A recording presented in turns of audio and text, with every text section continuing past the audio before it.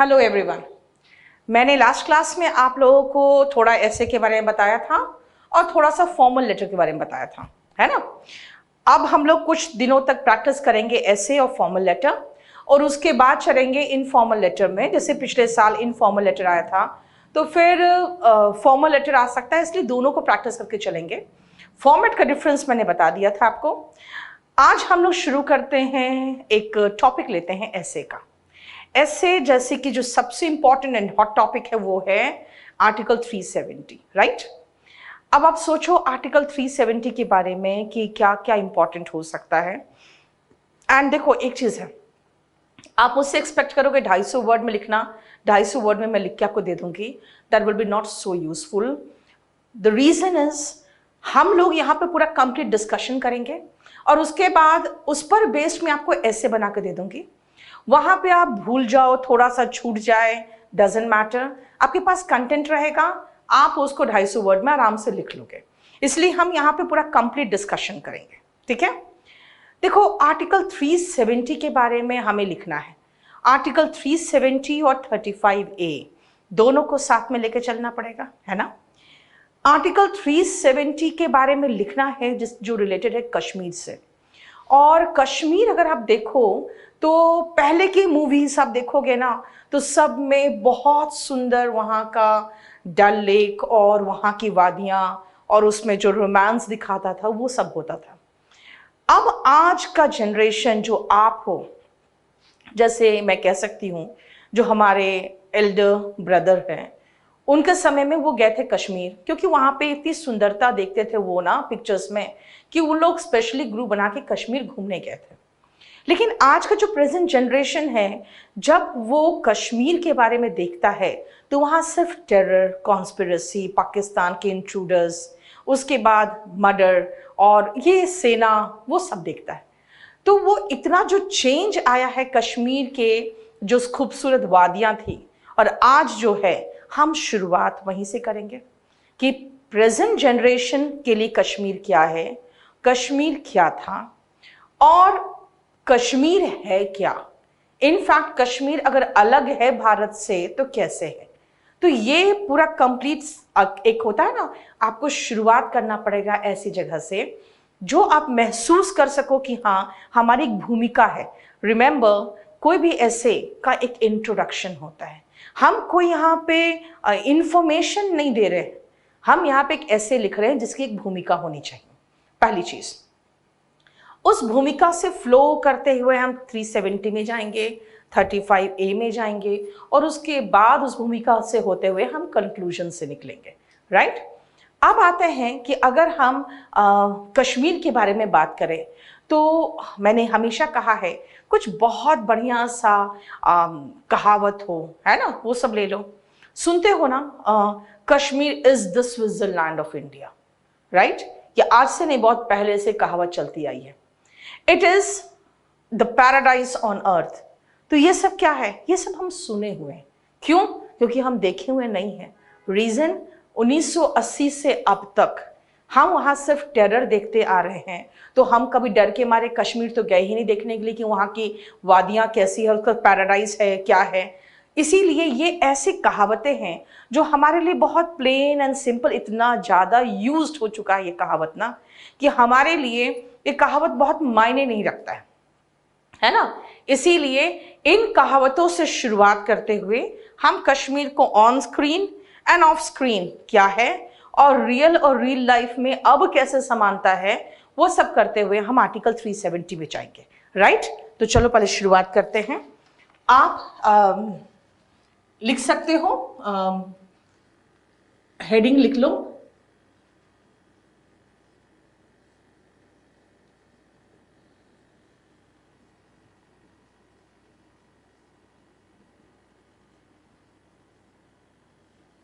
साथ में चाहो 35A भी लगाना चाहो लिख सकते हो।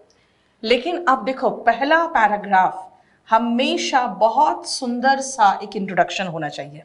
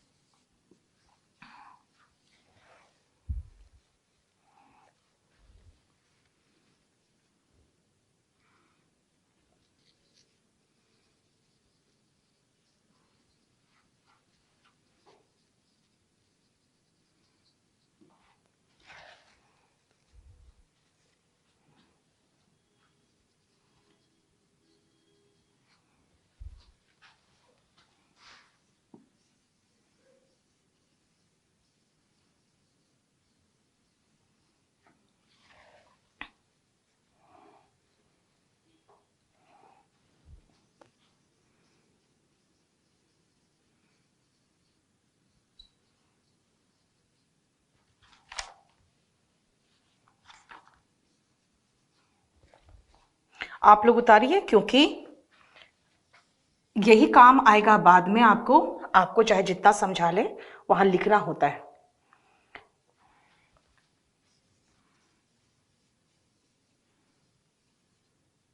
जो समझना है वो मैं समझाते जाऊंगी, और आप लोग फिर मुझे अपने जो व्यूज है वो मुझे कमेंट बॉक्स में छोड़ते जाओ, ताकि मैं कमेंट बॉक्स में देखकर आपका जो भी आपके कमेंट्स होंगे ना, उसको नोट करके फिर से मैं आगे के ऐसे में आपको इंक्लूड करवाऊंगी। चाहे कोई अच्छा कमेंट होगा, उसको मैं बीच में भी कह दूंगी कि कहाँ इंक्लूड करना है। तो कम से कम एक रफ तो आप लिखते जाओ।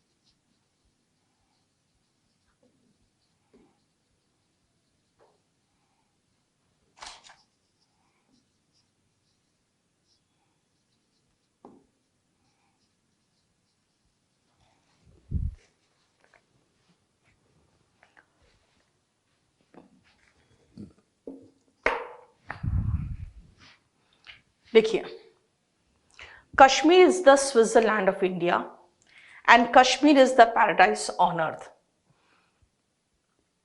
These are a few platitudes. Platitudes होते हैं वो रिमार्क्स और यू स्टेटमेंट्स जो इतनी बार यूज हो चुका है ना कि उसका कोई इंप्रेशन ही नहीं पड़ता, कोई उसका असर ही नहीं पड़ता, बस आप बोलते रहो उसको, यानी कोई फीलिंग नहीं छोड़ता वो। That leave no impression on the present generation. कोई असर नहीं छोड़ता है प्रेजेंट जनरेशन पे, क्योंकि आज का जो यूथ है उनको कोई चांस नहीं मिलता है ब्यूटी ऑफ कश्मीर देखने का, चाहे वो हकीकत की जिंदगी हो या रियल लाइफ हो। इसका मतलब पिक्चर का लाइफ हो। ऑन स्क्रीन भी हम क्या देखते हैं? ब्लडशेड। ब्लडशेड मतलब खून खराबा, आतंक, और इनफिल्ट्रेशन का मतलब होता है घुसपैठ। If the movie is on Kashmir, वो दिन बीत गए जब कश्मीर की जो वादियां होती थी, वो रोमांस जो सिल्वर स्क्रीन पे हम देखते थे उसकी ब्यूटी पर को वो और बढ़ाता था।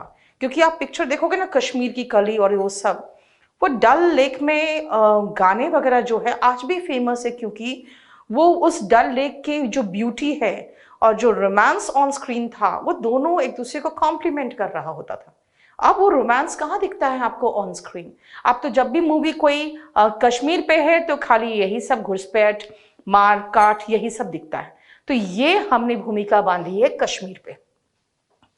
अब इसके बाद सीधा आते हैं कि लेकिन कश्मीर की हालत ऐसी कैसे हो गई।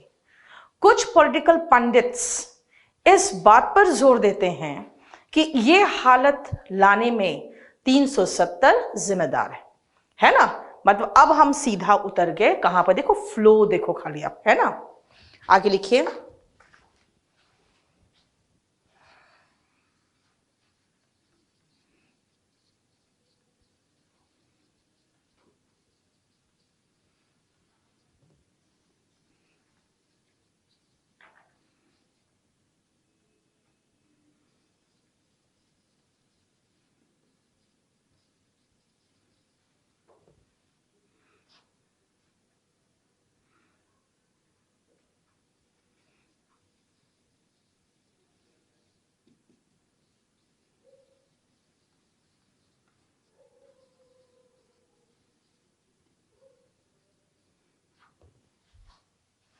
उतारिए फटाफट। ये इसका आप पिक लेते चले जाओ हर बोर्ड का, फिर मैं मिटाऊंगी मोबाइल से।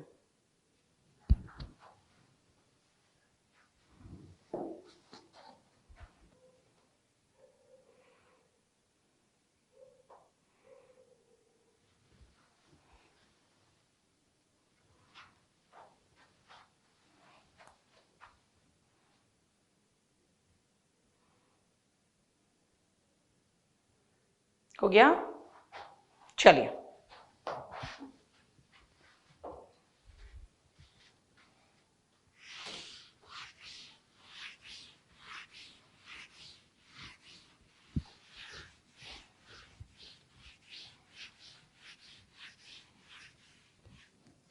ओपाइन का मतलब होता है उनका ओपिनियन होना, ठीक है।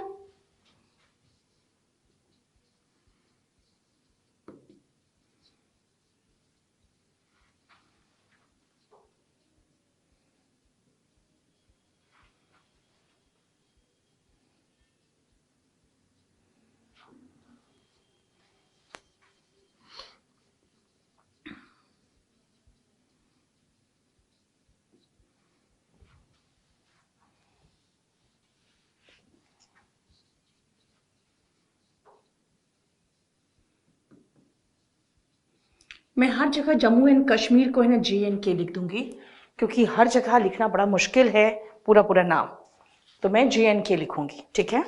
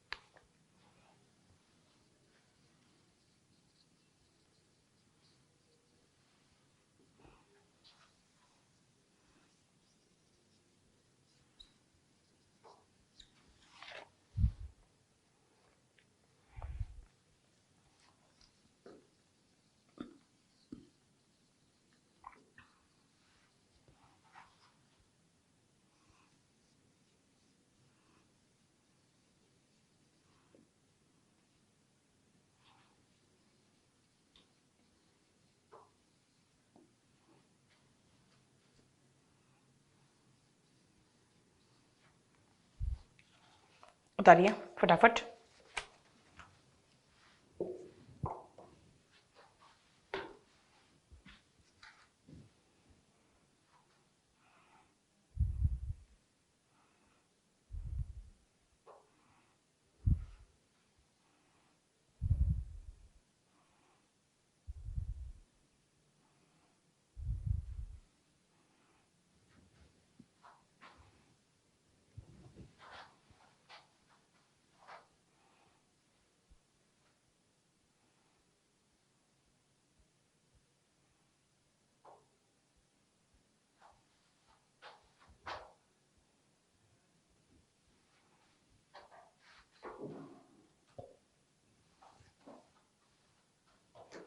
हो गया? देखिए क्या बोलना चाह रही हूं।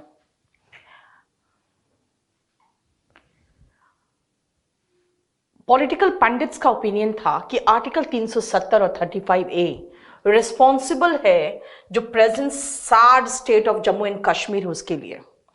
ये टेम्पररी प्रोविजंस था। सोचो, टेम्पररी प्रोविजंस के रूप में जो चीज लाया गया वो 70 साल तक कंटिन्यूड रहा। That continued for 70 years. Deprived यानी वंचित कर दिया इस स्टेट से को, क्या चीज से, जो उसका share of glory and happiness था उससे वंचित कर दिया। क्यों? ये जो प्रोविजंस थे, ये ना ही स्टेट ना ही सेंटर कोई डिजायर कर रहे थे कि कोई चेंज हो इस प्रोविजन में। अब आइए क्या हुआ। हाउएवर, अब मुझे जानते हो इसमें मैंने आपको बताया था ना कि कब किया, किसने किया, दैट इज वेरी इंपॉर्टेंट, उसमें मार्क्स होता है ना। 5 अगस्त 2019 को जो होम मिनिस्टर श्री अमित शाह थे, उन्होंने अनाउंस किया कि आर्टिकल 370 और 35A को हटा दिया जाएगा इंडियन कॉन्स्टिट्यूशन से। ये जो न्यूज था वो shock waves through out the opposition भेज दिया, और ये जो इश्यू था ना वो ऐसी हालत हो गई ऑपोजिशन की कि ये मुद्दा उनके लिए हॉट पोटैटो बन गया। हॉट पोटैटो का मतलब होता है ना, मान लो गरम गरम आलू आपके हाथ में रख दे, है ना, तो आप उसको पकड़ नहीं पाओगे, यानी कि वो आपको हाथ को जलाएगा। तो इसीलिए इस मुद्दे पर वो कुछ बोलने कुछ करने के सिचुएशन में नहीं थे। अगर उसके खिलाफ बोलते कि नहीं आर्टिकल 370 हटाया, ये इसके खिलाफ है हम, तो अपने नेताओं का पक्ष लेते हैं, जो उनके स्टेट में जो बड़े बड़े लीडर्स बैठे हुए हैं उनका पक्ष लेते हैं। लेकिन जनता इससे भड़कती है, क्योंकि जनता चाहती है कि कश्मीर एक भारत का अंग हो। और अगर इनका हमारे तरफ पक्ष में बात करेंगे वो, तो फिर उनके नेता और कश्मीर के लोग विरुद्ध हो जाएंगे। तो उनकी हालत हो गई ऐसी कि ना इधर के ना उधर के, करे तो क्या करे। इसे देखो, द इश्यू वॉज, आगे लिखिए,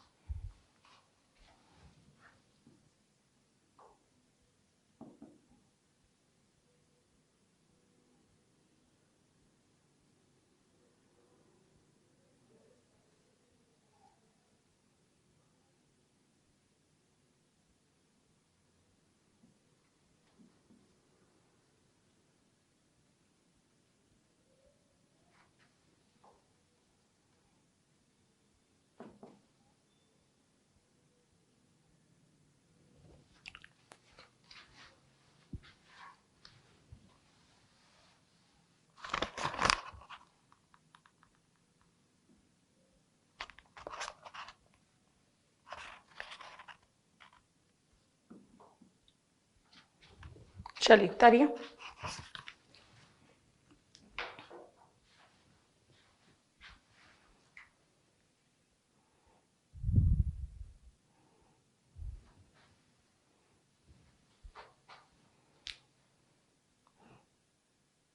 बिल्कुल एक चीज तो पाओगे आप लोग कि जो मैं लिखूंगी ना, आपको बिल्कुल कहीं से भी नहीं मिलेगा, क्योंकि मैं कहीं से कॉपी नहीं करती हूँ। सिर्फ मैं डेटा वगैरह जो है वो नेट से उठाती हूँ, लेकिन एक ऐसे का जो फ्लो दिखना चाहिए आपको, ऐसे का फ्लो दिखेगा मेरे ऐसे में। आपको ऐसे का फ्लो दिखेगा, कहीं से भी वो कॉपीड नहीं दिखेगा आपको। उतार लिया। अब देखो क्या कहा मैंने कहा कि एक हॉट पोटैटो बन गया ऑपोजिशन के लिए। एक बहुत बड़ा शौक था उन पॉलिटिकल फैमिलीज के लिए जो सालों से, जनरेशन से इसी एनार्की, अराजकता और वहां जो उठापटक जो मचा रहता है पॉलिटिक्स में, उस पर ही वो खा रहे थे और उसी पर कमा रहे थे। यॉर्कर जानते हो? यॉर्कर क्रिकेट का वर्ड है ना? यॉर्कर खेलना बड़ा मुश्किल होता है बैट्समैन के लिए। वही लिखा है मैंने, क्योंकि आप समझ जाओ क्रिकेट के अकॉर्डिंग। यॉर्कर आया जब अमित शाह ने फर्दर अनाउंस किया कि जो सेंटर का डिसीजन है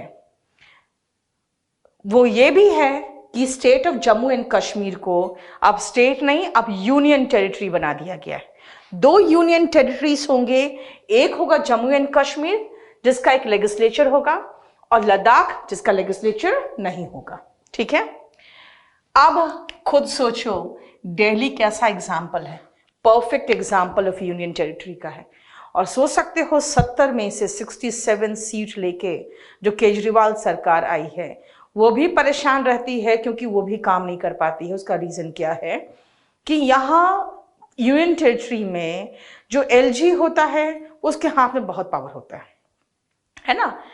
और यहां पे अगर वो यूनियन टेरिटरी है तो चीफ मिनिस्टर के हाथ में लिमिटेड पावर्स होते हैं। इसलिए मैंने लिखा है कि दिल्ली एक परफेक्ट एग्जाम्पल है यूटी का, यूनियन टेरिटरी का, और वो क्लियरली हेल्प करेगा उन 2 power houses of Jammu and Kashmir, सालों से मुफ्ती और अब्दुल्ला, जैसे महबूबा मुफ्ती है ना, फारूक अब्दुल्ला, उनके फैमिली को आराम से वो 4C कर सकते हैं। 4C का मतलब होता है पहले से देख सकते हैं कि उनके पावर्स किस तरह से प्रून्ड हो गए, छाट दिए गए हैं, एंड इस डिसीजन से उनके पावर्स कितने कम हो गए। और जो सेपरेटिस्ट थे, जो अलगाववादी थे, जो बड़ी बड़ी बातें करते थे और बहुत ज्यादा वहां पे उनके पास पावर था, वो तो बेचारे हक्के बक्के हैं, फ्लैबरगास्ट मतलब हक्का बक्का। जब उनका जो पावर है वो रिड्यूस्ड होके सूक्ष्म हो गया है, अब तो उनके बारे में कुछ बोलना भी समय की बर्बादी है, उनकी कोई हैसियत ही नहीं रही। ये चीज अब देखा जा रहा है ना? उतार लिया आपने, आगे लिखें।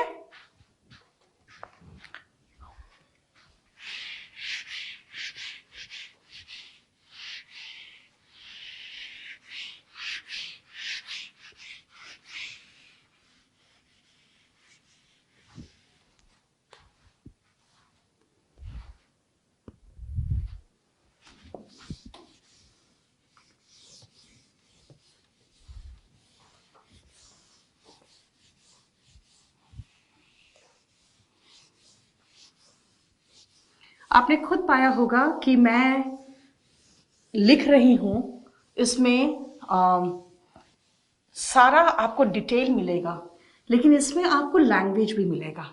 इसमें आपको खाली डेटा नहीं है, बल्कि इसमें एक ऐसे है।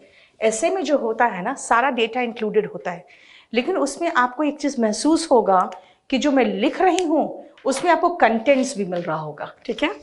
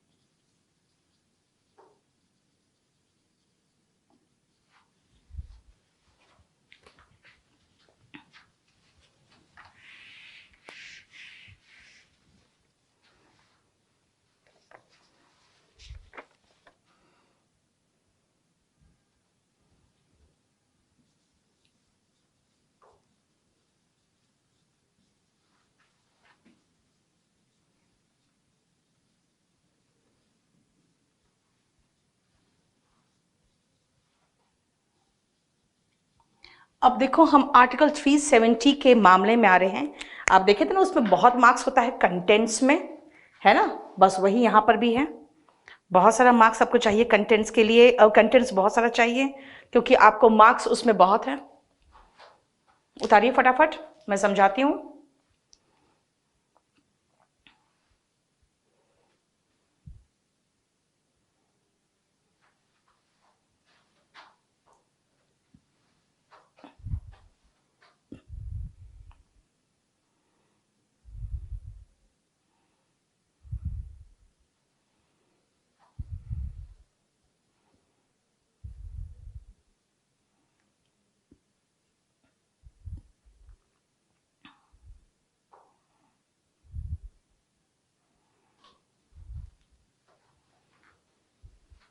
हो गया। देखिए क्या है क्वेश्चन, एक अराइज करता है। एक सेकेंड रुकिएगा।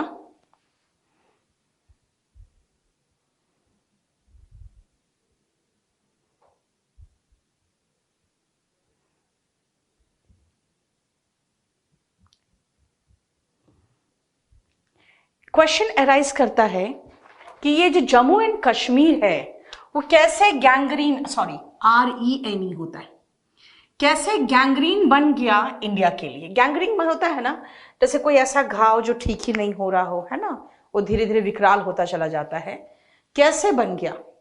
रिप्लाई आपको मिलेगा आर्टिकल 370 और 35A में। आर्टिकल 370 स्पेशल स्टेटस देता है जम्मू एंड कश्मीर को। कब आया? 1949 में, यानी कि देखो 70 साल हो गए। जब ये ड्राफ्ट हुआ था कहां? Part 21 of the constitution. देखो परफेक्शन के साथ आपको इंफॉर्मेशन देना पड़ेगा। ओके, दोबारा हो गया ना, इट केम इनटू इफेक्ट के बाद आप चाहो तो ये लाइन को हटा सकते हो, ये दोबारा हो गया।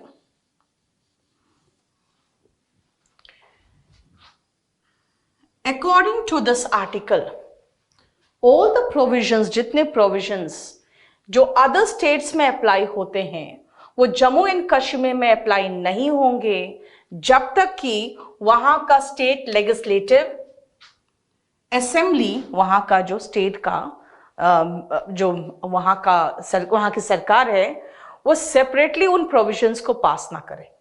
अब आप सोचिए खुद कि राइट टू एजुकेशन आया, पूरे भारत में राइट टू एजुकेशन आ गया। इक्वालिटी का राइट है, सब पर है। जितने भी हमारे फंडामेंटल ड्यूटीज है सब पर लागू है। लेकिन वहां को क्या करना है? आपको डिफेंड करना है, डिफेंस उन पर भी लागू है, यानी उनको बचाइए आप। सारे फॉरेन अफेयर्स में उनको रिप्रेजेंट करिए। सारा जितना भी डिसीजन, अच्छे अच्छे डिसीजंस है फॉरेन अफेयर्स में, वो सारा जो आप देश के लिए ला रहे हैं उनके लिए भी लाइए। फाइनेंस भी उनको दीजिए, वही सारा का सारा पैसा आप जहां से टैक्स जुटा रहे हैं देश के किसी भाग से, आप उनको फाइनेंस भी करिए। उनके लिए अच्छा कम्युनिकेशन का भी इंतजाम रखिए। लेकिन बाकी जितने कानून हैं आपके, जो आपके लोगों पर लागू होता है वहां लागू नहीं होगा। देख लीजिए, उसके लिए आपको वहां के स्टेट गवर्नमेंट के अप्रूवल की जरूरत पड़ती है। यानी जितनी मलाई है वो आप सब खिलाइए, लेकिन जो ड्यूटी है, जो राइट्स है एक आम इंसान का, उसके लिए आपको वहां के स्टेट गवर्नमेंट का मुंह देखना पड़ेगा। ये प्रोविजन था। और देखिए और भी क्या प्रॉब्लम्स है इसमें।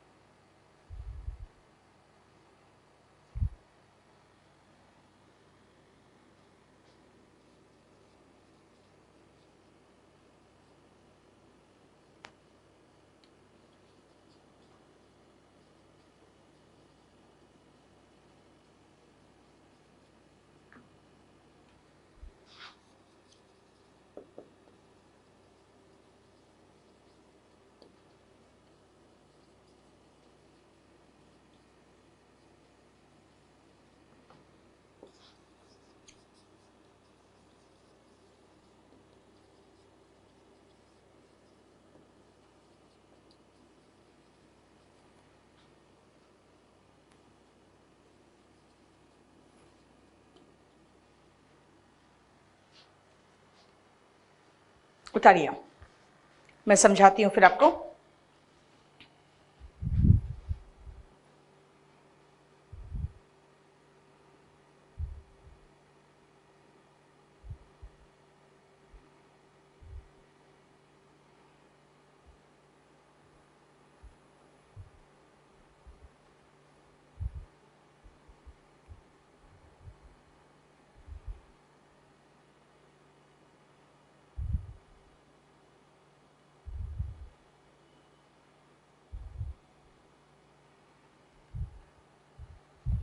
नाउ सी, जो रेसिडेंट्स थे जम्मू एंड कश्मीर के, वो एक सेपरेट सेट ऑफ लॉस के अंदर थे, चाहे वो सिटीजनशिप हो, ओनरशिप ऑफ प्रॉपर्टी हो, फंडामेंटल राइट्स एटसेट्रा, जो भी लगा दो। स्टेट ने अटेन कर लिया वो पावर कि वो अपनी कानून खुद बना सकती है, और जो स्टेट गवर्नमेंट है उसके बाद उन्होंने एक सेपरेट कॉन्स्टिट्यूशन ही ड्राफ्ट कर लिया, क्योंकि कुछ था ही नहीं हमारे अंडर में, तो उनके सारे जितने राइट्स एंड ड्यूटीज वगैरह सब कुछ है, उसके लिए उन्होंने सेपरेट कॉन्स्टिट्यूशन ड्राफ्ट कर लिया, और एक सेपरेट फ्लैग भी, तुम सोच लो, इंडिया का फ्लैग वहां पे नहीं फहराते थे। दे एक्वायर्ड कंप्लीट ऑटोनॉमी, पूरा कंप्लीट ऑटोनॉमी, यानी कि उसके अंदर में पावर आ गया सारा, जितने भी इंटरनल एडमिनिस्ट्रेशन थे स्टेट का, उसके लिए जो टेम्पररी ऑटोनॉमी दिया गया था अंडर आर्टिकल 370, उसने स्टेट गवर्नमेंट को इतना पावरफुल बना दिया कि उसके बाद कोई भी वॉइस जो ये हिम्मत करता था डिफर करने का, वो उसको सीधा चैलेंज करते थे कि किसी की हैसियत नहीं है आर्टिकल 370 हटा देने की। इसीलिए बीजेपी ने for the first time article 370 का एब्रोगेशन अपने मैनिफेस्टो में इंक्लूड किया, कि जब हम कहते हैं भारत का अभिन्न अंग है, तो फिर अभिन्न अंग है तो अभिन्न अंग बनाओ पहले ना। और दूसरी बात है कि हम क्यों नहीं कहते हैं कि बिहार अभिन्न अंग है, दिल्ली अभिन्न अंग है, क्यों नहीं कहते? क्योंकि उसमें कोई चैलेंज ही नहीं है, उसमें कोई शक ही नहीं है। बार बार हम कह रहे हैं कश्मीर अभिन्न अंग है, दिख तो नहीं रहा था। इसीलिए इन्होंने जो आर्टिकल 370 है उसको हटाने का अपने मैनिफेस्टो में पहली बार ये इंक्लूड किया।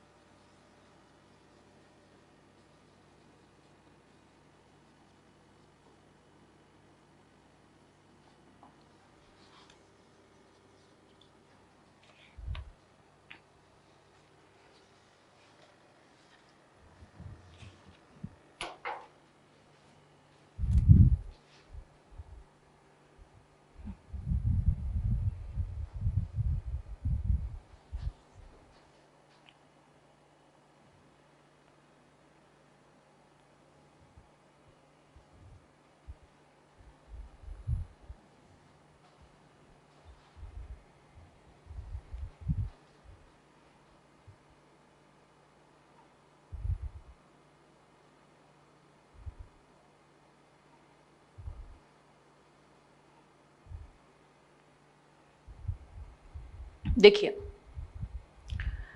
1954 में क्या हुआ, ठीक 5 साल बाद आर्टिकल 35A को इंसर्ट किया गया, जिसके अंतर्गत कोई भी आउटसाइडर प्रॉपर्टी ओन नहीं कर सकता था जम्मू एंड कश्मीर में, और ना ही कोई स्टेट गवर्नमेंट का जो जॉब निकलता था उसके लिए वो अप्लाई कर सकता था। एक कंट्रोवर्शियल एस्पेक्ट भी था 35A का, और वो इतना जेंडर बायस्ड था कि ये था, अगर कोई महिला स्टेट के बाहर के किसी लड़के से शादी कर ले तो वो उसका जो स्टेट में अपनी प्रॉपर्टी है उस पर भी अधिकार खत्म हो जाता था, और उसके साथ उसके जो बच्चे थे वो भी एंसेस्ट्रल प्रॉपर्टी पर राइट लूज कर देते थे। लेकिन अगर कोई आदमी बाहर लड़की से शादी कर ले, यहाँ तक कि पाकिस्तानी से भी, तो वो लड़की प्लस जितने बच्चे हो सबका का पूरा एंसेस्ट्रल प्रॉपर्टी पे ही राइट नहीं था, बल्कि जितने भी गवर्नमेंट्स के अधिकार थे कॉन्स्टिट्यूशन के द्वारा दिए हुए वो सारे सबके लिए होते थे। सरप्राइजिंगली जो वोट मॉन्गर्स है, यानी कि जो भेड़िए हैं वोट वाले, और वोट लेने के लिए जो रहते हैं, यहाँ तक कि जो वुमेन लीडर्स भी वहाँ के हैं, चाहे आप किसी का नाम लेना सही नहीं, वो अपने पूरी ताकत के साथ इस जेंडर डिस्क्रिमिनेटिंग लॉ को सेव गार्ड करते थे। तो जस्ट इमेजिन करो कि वोट के लिए वो लोग क्या कर सकते थे। ठीक है,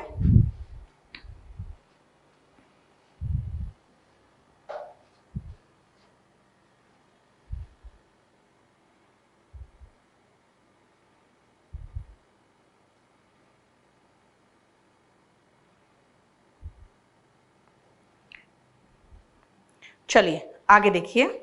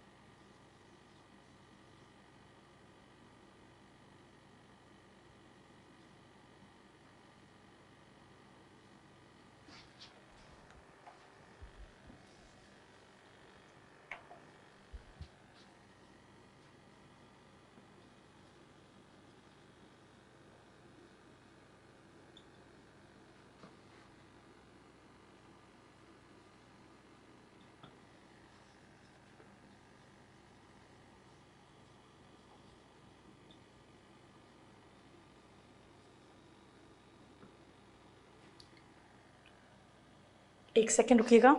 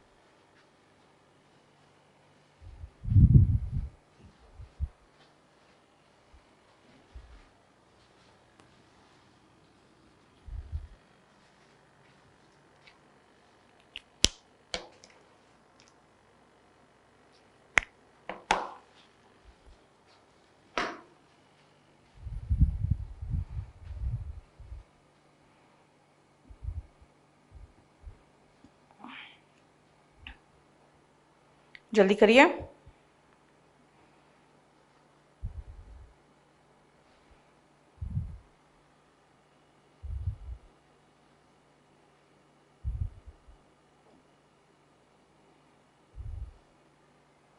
अब देखिए क्या है ये 35A ने वाल्मीकि समाज के करीबन 220 से लेकर 270 तक के फैमिलीज, यानी 220 या से लेकर 270 जो हमारा डेटा कहता है, 220 से लेकर 272 तक के फैमिलीज माइग्रेट किए थे अराउंड 1957 में जम्मू एंड कश्मीर में। वहाँ के जो सफाई कर्मचारी थे ना, वो लोग इनडेफिनिट हड़ताल में चले गए। उनका कहना था कि हमें परमानेंट जॉब दिया जाए, हमारी सैलरी इंक्रीज किया जाए, सैलरी को हाइक किया जाए, हमें परमानेंट किया जाए और सारे जो बेनिफिट्स होते हैं सरकारी जॉब का वो हमें मिले। उस समय वहाँ पे जो सरकार थी वो त्रस्त हो गई।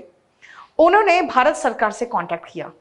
भारत सरकार और राज्य सरकार ने मिलकर डिसाइड किया कि इधर जो वाल्मीकि समाज के लोग हैं, जो सफाई कर्मचारी है, उनको ट्रांसपोर्टेशन और वहाँ रहने के लिए ज़मीन और वहाँ बसने के लिए जगह सब प्रोवाइड किया जाएगा। और यहाँ के जो लोग वहाँ जाएंगे उनको वहाँ पे जैसे जो वहाँ पर परमानेंट रेसिडेंट्स थे जम्मू एंड कश्मीर के, तो वहाँ पे वो लोग वैसे ही उनको सारा अधिकार मिलेगा। यहाँ कुछ फैमिलीज थे जिनके अपने मकान भी थे पंजाब वगैरह में, लेकिन उनको लगा कि हमारा फ्यूचर वहाँ ज़्यादा अच्छा होगा क्योंकि हमको वो सारे बेनिफिट्स मिल रहे हैं जो यहाँ नहीं मिल रहे हैं, तो वो फैमिलीज वहाँ माइग्रेट कर गए। अब हुआ क्या कि जो माइग्रेट किए उनको कहा गया था, प्रॉमिस किया गया था कि आपको सारा बेनिफिट्स मिलेगा, परमानेंट रेसिडेंट का स्टेटस मिलेगा और आपके बच्चे अच्छा वहाँ पढ़ सकते हैं। और उसके बाद वो वहाँ पे कंपटीशन भी ज़्यादा नहीं है क्योंकि वहाँ स्टेट बाहर के लोगों के साथ तो कोई कंपटीशन ही नहीं है। तो सब कुछ प्रॉमिस किया गया, लेकिन हुआ क्या देखो कि 35A ने डिप्राइव कर दिया उन वाल्मीकि समाज वाले लोगों को भी right to live with dignity. कैसे? हमें एक संविधान में अधिकार मिला है कि आप डिग्निटी के साथ जिंदगी जियो, यानी कि आपका मान सम्मान भी आपका राइट टू लाइफ के साथ है। वो जम्मू एंड कश्मीर में 1957 में माइग्रेट किए। जो गवर्नमेंट ने उन्हें बिहेस्ट मतलब होता है जैसे कि रिक्वेस्ट करना है ना, वो किया कि आप जाइए वहां पे। जब लोकल स्वीपर्स वहां के थे इनडेफिनिट स्ट्राइक पे चले गए थे, सैलरी हाइक और अदर बेनिफिट्स की डिमांड करते हुए। ये वाल्मीकि समाज के लोगों के को प्रॉमिस किया गया था कि उनको परमानेंट रेसिडेंट का स्टेटस दिया जाएगा और गवर्नमेंट जॉब्स उनके बच्चों को दिया जाएगा। लेकिन हुआ क्या, पहला जनरेशन तो खुश रहा क्योंकि उनको सब कुछ बेनिफिट मिला, लेकिन जब उसके बच्चे गए प्रोफेशनल पढ़ाई लिखाई किया उनके बच्चों ने, जब वो प्रोफेशनल कॉलेज में और पीएचडी वगैरह करने के लिए जब हायर स्टडीज के लिए स्टेट के कॉलेजेस में गए तो उनको कहा गया कि आप अपना परमानेंट रेसिडेंट सर्टिफिकेट लेके आओ क्योंकि यहाँ पे एडमिशन आपको तभी मिलेगा जब आपके यहाँ के निवासी होंगे। अब उनके पास तो वो था नहीं। जब उनके पास वो नहीं है, इसका मतलब है कि वहां के जो स्टेट गवर्नमेंट के जॉब्स जो निकल रहे हैं उसके लिए भी अप्लाई नहीं कर सकते। इसका मतलब क्या हुआ कि वो सिर्फ जो स्वीपर का काम के लिए उनके पेरेंट्स को लेके जाया गया था यहाँ से, वो भी स्वीपर का ही काम करेंगे। उनकी आने वाले भी जो जनरेशन है वो स्वीपर का ही काम करेंगे। यानी कि 3 पीढ़ियों ने देख लिया कि हमारे पास कोई ऑप्शन नहीं है सिवाय स्वीपर के काम करने के। आप चाहे जितना पढ़ जाओ, आपको वहां पे स्टेट गवर्नमेंट के लिए जॉब्स के लिए अप्लाई कर नहीं सकते हो, तो आपके पास बचा क्या? वही अपने फादर का जो प्रोफेशन था। भाई यही चीज से तो बचने के लिए पूरे इंडिया में एक बवाल उठा था कि भाई कि आप अगर जूते सिल रहे हो तो आपका बेटा जूते ना सिए, इसीलिए रिजर्वेशन पॉलिसी लाया गया और इक्वालिटी की बात की गई और इतना कुछ बहस हुआ और सब लोगों का विकास हुआ। और वो चीज वहां पे सबके नाक के नीचे 70 साल से हो रहा था और उस गंदा जो कानून है उस कानून को प्रोटेक्ट करने के लिए वहां के सभी लोग टूथ एंड नेल फाइट किए। अब देखो क्या हुआ, they have no right to state jobs and no matter what their education is they can become only sweepers. Then they even do not have a problem। एक चीज और है भाई, इधर इंडिया में शेड्यूल कास्ट के उनके पास सर्टिफिकेट है। उसके कारण उनकी नौकरी जो लगती है वो कम मार्क्स में लग जाती है। उनके लिए अदर बेनिफिट्स मिलता है सरकार के द्वारा, उनके कोचिंग को भी फ्री किया गया है, उनको बहुत सारे फैसिलिटी सुविधाएं दी गई है। अब उन बेचारों के पास एससी का सर्टिफिकेट भी नहीं है, तो सेंटर में भी अगर वो गवर्नमेंट जॉब्स के लिए compete करेंगे तो क्या करेंगे, जनरल से फाइट करना पड़ेगा उनको।